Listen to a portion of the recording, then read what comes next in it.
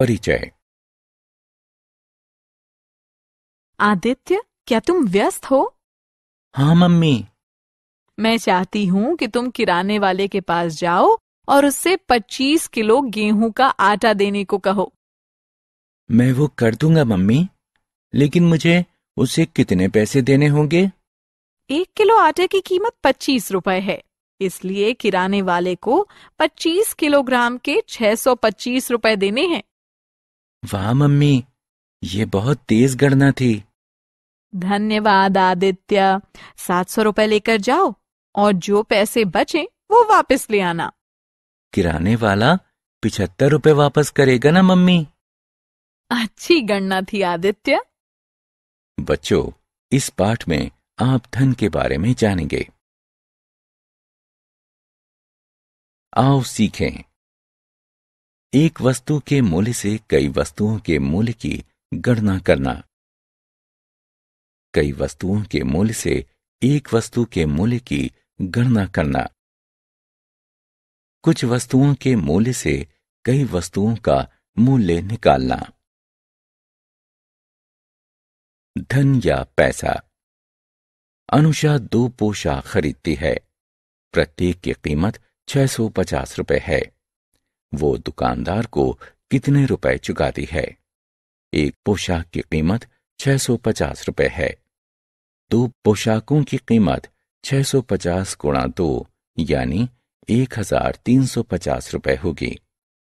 अनुषा दुकानदार को 1350 रुपए चुकाती है। आइए एक और उदाहरण को देखते हैं। छोटू एक रेलवे स्टेशन पर एक कुली के रूप में काम करता है। वो कोई छुट्टी नहीं लेता है और 30 दिनों में 9,000 रुपए कमाता है। वो एक दिन में कितने रुपए कमाता है? 30 दिनों में छोटू की कमाई 9,000 रुपए है। एक दिन में छोटू की कमाई 9,000 भाग 30 यानी 300 रुपए होगी। छोटू एक दिन में 300 रुपए कमाता है। धन या पैसों का उपयोग करना। पैसों का उपयोग खरीदने के लिए किया जाता है। इसका उपयोग व्यक्ति को उसके काम के लिए मजदूरी और वेतन देने के लिए भी किया जाता है। पैसों के बेहतर इस्तेमाल और समझ के लिए आइए गणना करना सीखते हैं। कई वस्तुओं का मूल्य। एक वस्तु का मूल्य।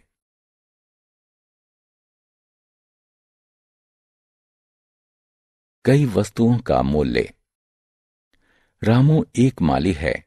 लोग उसे नौकरी पर रखते हैं और उसे एक दिन का मेहनताना 210 रुपए देते हैं। साल 2011 में उसने 312 दिन काम किया। उसने 2011 में कितना रुपया कमाया? प्रतिदिन रामू की कमाई बराबर 210 रुपए। रामू के काम करने के दिनों की संख्या 312। साल 2011 रामू के द्वारा कमाई गई कुल राशि बराबर 210 गुणे 312। आइए हम गुणन को 4 चरणों में विभाजित करते हैं। सबसे पहले हम 200 और 300 का गुणा करते हैं, फिर 10 और 300 का गुणा करते हैं, फिर 200 और 12 का गुणा करते हैं, फिर 10 और 12 का गुणा करते हैं। अब हम गुणनफल को जोड़ते हैं और 65,520 रुपए प्राप्त करते हैं। अतः साल 2011 में रामू ने 65,520 रुपए कमाए।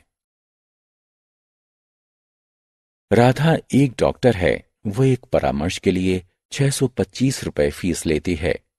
एक दिन में वो 12 मरीजों से मिलती है। यदि वो एक विशेष महीने में 30 दिन काम करती है तो वो कितने रुपए कमाती है?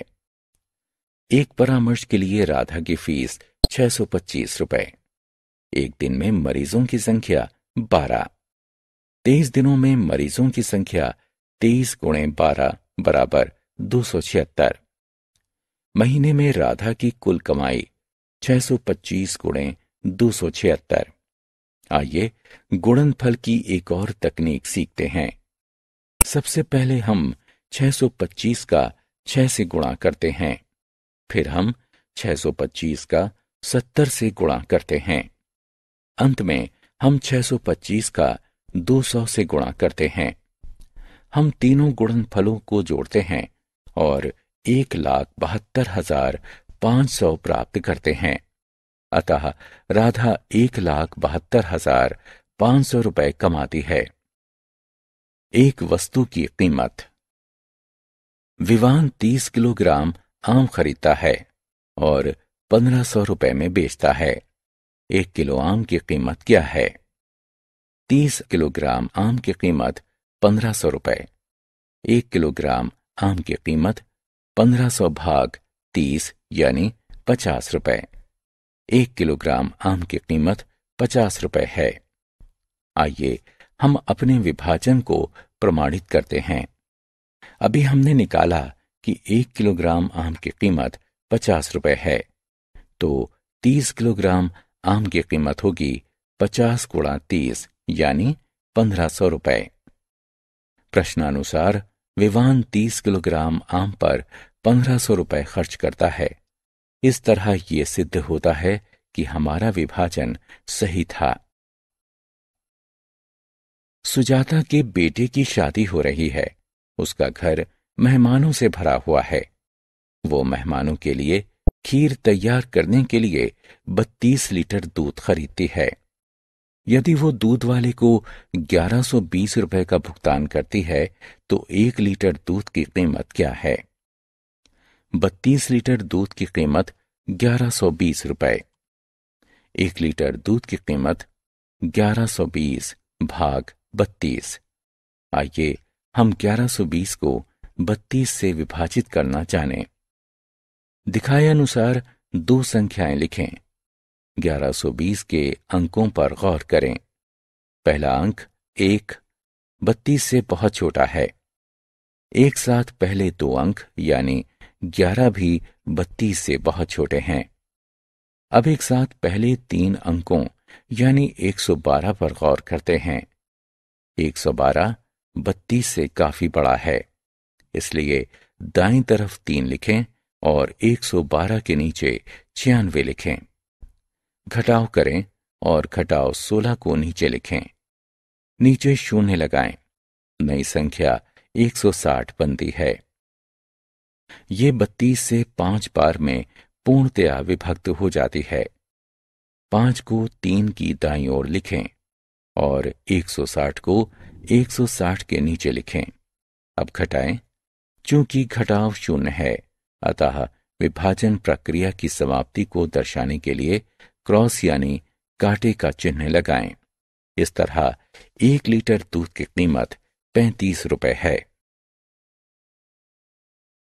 धन या रुपए पर विविध समस्याएं। आइए अब पैसों की समस्या को सुलझाने में हम दोनों अवधारणाओं का प्रयोग एक साथ करते हैं। किशोर रोजंदारी पर काम करने वाला एक मजदूर है। वो 7 दिनों में 2,457 रुपए कमाता है। यदि वो 52 दिन काम करे तो कितने रुपए कमा लेगा? सबसे पहले हम किशोर की एक दिन की कमाई निकालते हैं। 7 दिनों में किशोर की कमाई 2,457 रुपए। एक दिन में किशोर की कमाई 2,457 भाग 7 है, यानी 351 रुपए।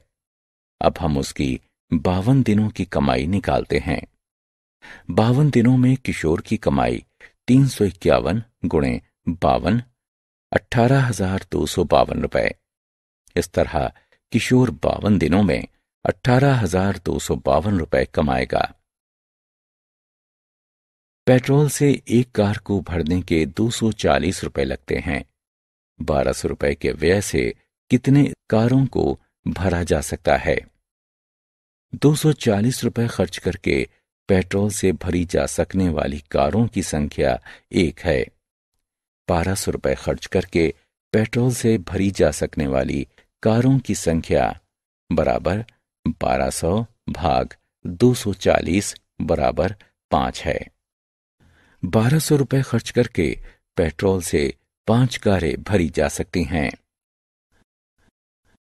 अब तक हमने हमें दिए गए प्रश्नों का उत्तर दिया है। आइए अब हम प्रश्न तैयार करते हैं। एक शब्दों की समस्या की इस शुरुआत को देखो। 1 किलो केक का मूल्य 25 रुपए है। अरुणा 5 किलो केक खरीदती है।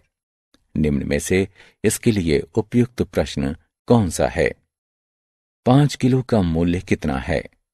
5 किलो के लिए कौन भुगतान करेगा? अरुणा 5 किलो केक का कितना भुगतान करेगी? क्या 5 किलो पर्याप्त होगा? विकल्प का और गा दी गई शब्द की समस्या के लिए उपयुक्त प्रश्न है। विकल्प खा और खा दी गई जानकारी के आधार पर सही उत्तर नहीं हो सकते, अतः वे उपयुक्त प्रश्न नहीं हैं। आओ खेलें। प्रश्न को ध्यानपूर्वक पढ़िए और सही विकल्प पर क्लिक करके सही उत्तर का चयन कीजिए। हमने क्या चर्चा की? हम कई वस्तुओं के मूल्यों की गणना करने के लिए एक वस्तु के मूल्य से गुणा करते हैं। हम एक वस्तु के मूल्य की गणना करने के लिए कई वस्तुओं के मूल्य से भाग देते हैं। कुछ वस्तुओं के मूल्य से कई वस्तुओं के मूल्य को निकालने के लिए हम पहले भाग देते हैं, फिर गुणा कर देते हैं।